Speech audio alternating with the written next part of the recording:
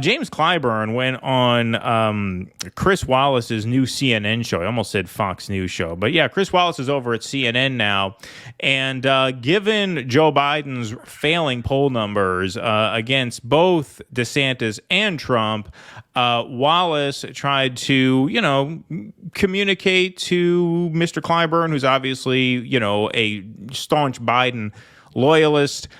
Maybe the Democrats should think about swapping him out for someone else. What do you think? Let's take a look. The Washington Post has a recent poll out that shows that Joe Biden is in serious trouble as he seeks re-election in 2024. Let me put some of this on the screen. Does Mr. Biden have the mental sharpness to serve effectively as president? 32% said yes, 63% no.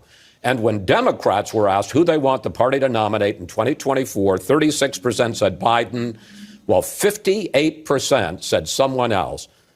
Congressman, wouldn't Democrats be better off picking another person as their nominee next year?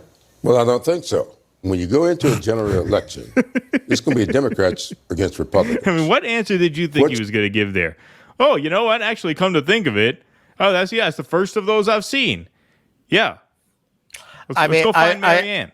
Clyburn is really, he reminds me of the guy with the Kennedy accent on The Simpsons. He's just like a caricature of a corrupt politician.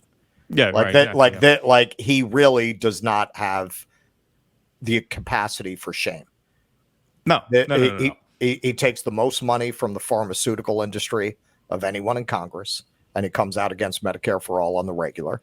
And as friend of the show, Marcel Dixon has often pointed out, his district is a total shithole. He's done nothing for the people back home. Yeah, I think it's the fifth. I mean, it's been a while since we interviewed Marcel when he had this number for us, but I think it's the fifth poorest district in the country. Fifth poorest in the entire country. And you have this very powerful congressman representing you. What has he done for you? Yeah, exactly. All right, let's hear him go on. What's the Democratic agenda? What's the Democratic vision for the future? And what's the Republican agenda and vision for the future? And then you look at the candidates and you compare your candidate against their candidate. That is when it comes to fruition. Oh, is that right? Just like explain. That was just like the Schoolhouse Rock explanation for like what an election is. Well, you have your issues. Okay. I like these issues, you like these issues. Then you have the candidate. Then you decide which candidate and which set of issues you want to vote for. Where are we at? What are we at? A minute and 5 seconds. I am a bill on Capitol Hill. Exactly. Just talk about like running out the clock. All right, well, let's hear the actual explanation because he will press him on this. Let's take a look at these recent horse race polls, candidate versus candidate.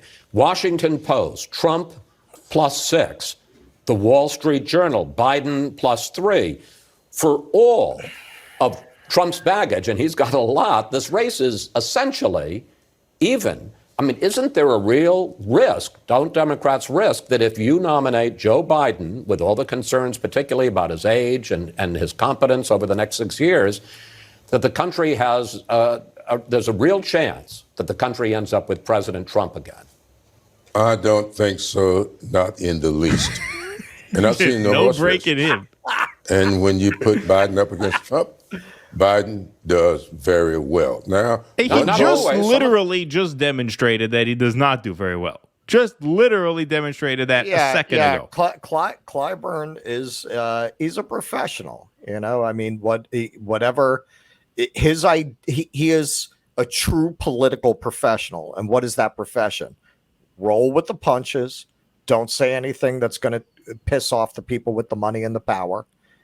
Push whatever propaganda the people pulling your strings want you to push. And, sell your credibility for a upscale lifestyle, for visibility, for power.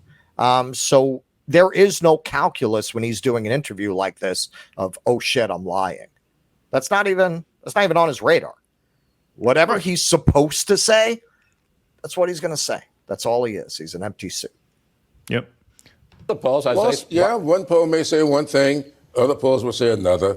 I'll go with the average of those polls, and Biden is 4 to 8 points in the lead. And that's before people really get a chance to look in on their performances and their vision and listen to their vision for the future. What are you talking about? There are two incumbent presidents. What do you mean that's before people have had a chance to really look into what people have not had a chance to look into? They don't know who Donald Trump and Joe Biden are yet. They don't know who they are yet. They need to be introduced to Joe Biden. Yeah, right. No, people don't really know who these candidates are quite yet. It's a little premature to be talking like this. So Chris Wallace put out that poll where it was Trump +6. That was a Washington Post poll. If we look at the Real Clear Politics aggregate of recent polls here, there's the Washington Post one. That's about 4 polls down where Wallace cited there, Trump +6. A new one out this morning has people very upset here. The Harvard Harris poll, Trump +7, 47 to 40. That's significant also because it has Trump above 45, which is rare. He very rarely gets that close to 50 in a poll. But 47 to 40. So now in the aggregate of polls here, recent polls show Trump up 1.4 points. But in no universe was Biden up by 4 to 8 points on average. It's just, of course, just complete and total lying and gaslighting on his part, but this is part of why they have things locked down, because that's why James Clyburn is there. He is there to tell the Democratic voters of South Carolina who to vote for, period. Period. The thought process ends when I open my mouth. Yep. Whatever I say goes. That's why. How do you think a guy gets to a point where he can just so brazenly and loudly blurt out on TV something that is just so demonstrably untrue as to say, well, no, Biden's up by 4 to 8 points. And people don't really know who Joe Biden or Donald Trump are yet. So these polls are, have to be taken with a grain of salt. Like, how transparently ridiculous is that? I mean, and he says it anyway, because nobody, who's going to call him on it? Nobody. Well, that's his job. His job is to say shit like that. What's really, and this tells you why they moved this to South Carolina. I don't know if anybody had this experience. It was remarkable. It was remarkable in South Carolina, the way that he was able to just tell people how to vote.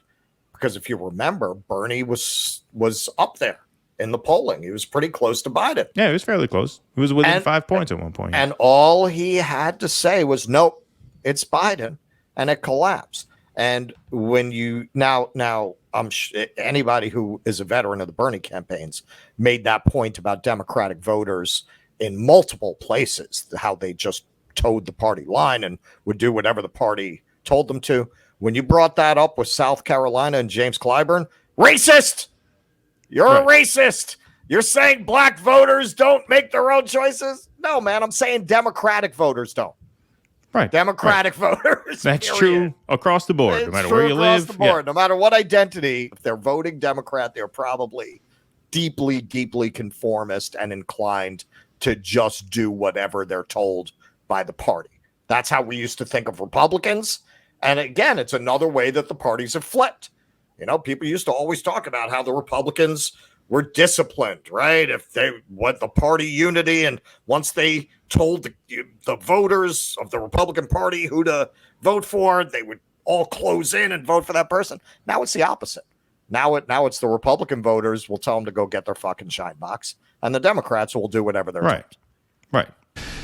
Please clap.